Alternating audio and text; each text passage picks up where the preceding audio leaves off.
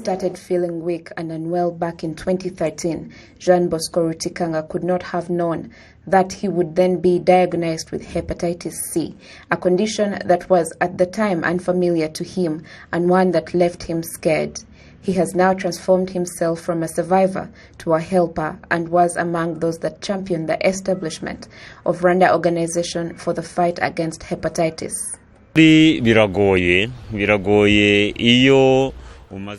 It was a challenge. I went to see the doctor when I was feeling weak, and I was screened and samples were taken and sent abroad.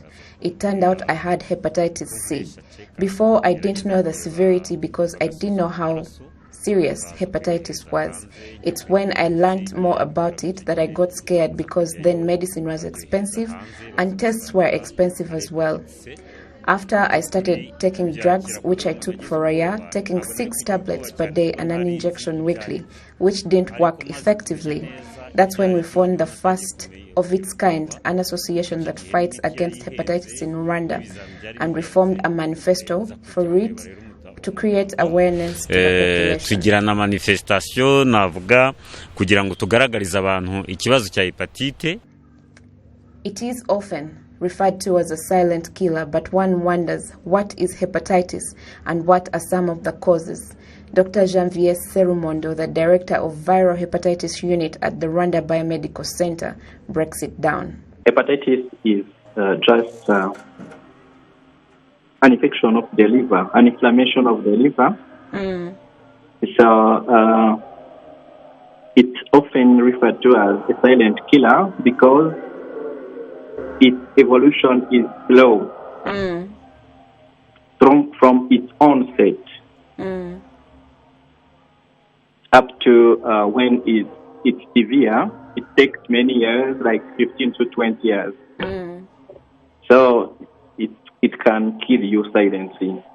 We are talking about viral hepatitis now, and what is more virulent among those hepatitis types?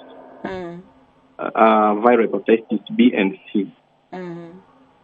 Those are the common types that we are managing because they are more virulent, more causing liver inflammation and complications such as cancer and cirrhosis.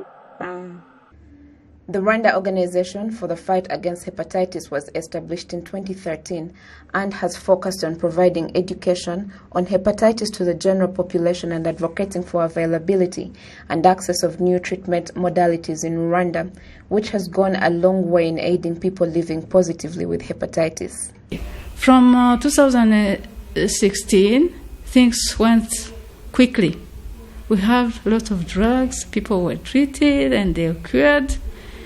And now, at the RBC Ministry of Health, there have been campaigns to test and to treat.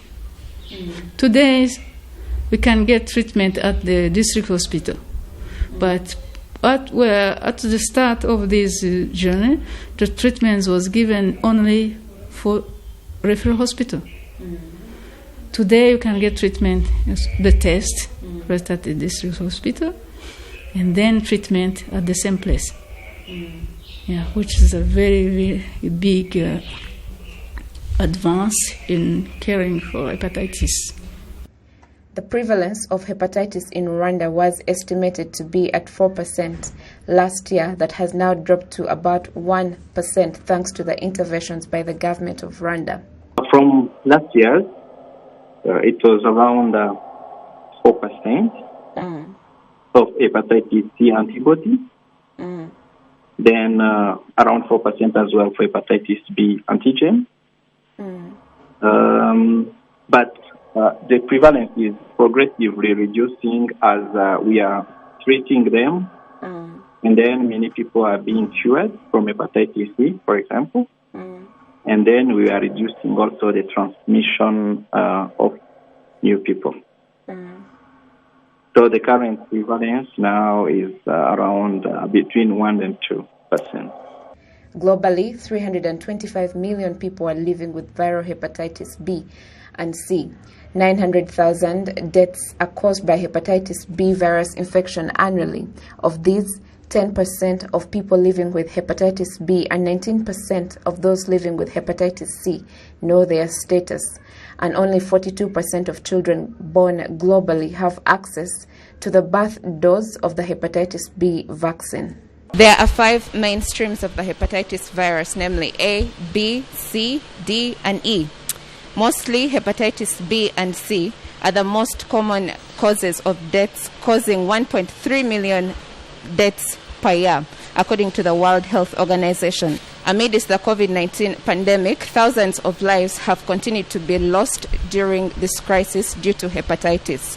This year's theme is a hepatitis-free future, mainly focusing on prevention of hepatitis from mothers to newborn babies. Reporting for RTV, Gloria Mutesi.